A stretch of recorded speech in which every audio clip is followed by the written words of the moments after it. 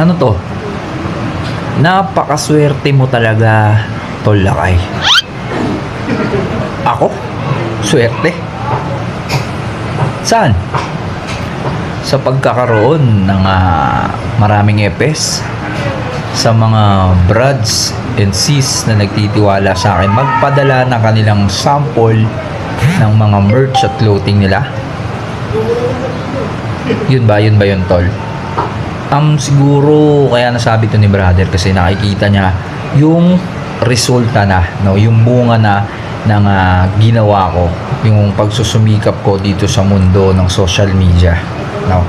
Kaya siguro nasabi ni brother yan na napakaswerte ko daw na mayroong mga nagpapadala sa akin ng epes tulad nito. Yan. Kita nyo yan? Tenet number 1. No? Ito sa likod niya. Yan. Skill yun merch. Siyempre. Maraming salamat po palagi, Jensik Exhibit. No, kaya siguro nasabi ni brother yun na napakaswerte ko dahil nga sa maraming nagpapadala sa akin ng mga epes, mga kapat iba't-iba pa para ipa-promote yung mga nila. Siguro, Tol, hindi ko masasabing swerte yun eh. No, kasi sa totoo lang, bago ko narating yung kung nasan man ako ngayon, pinaghirapan ko talaga to, no. Nagsumikap akong marating ko kung ano yung narating ko ngayon, no, sa mundo ng social media, sa totoo lang. Itong pangalan na Lakay Lang Malakas, hinubog ko talaga to, pinagsikapan ko talaga tong makilala, no?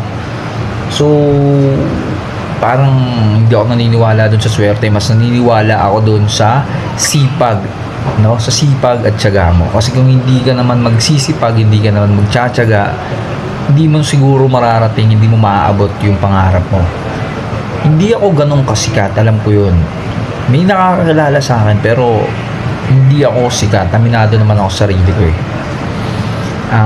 Siguro yung mga merch, clothing na nagpapadala sa akin, nagtitiwala sila sa akin para ma-promote ko yung kanilang mga negosyo. Tulong ko na sa kanila yun. So, hindi ko talaga siya masabing swerte, no?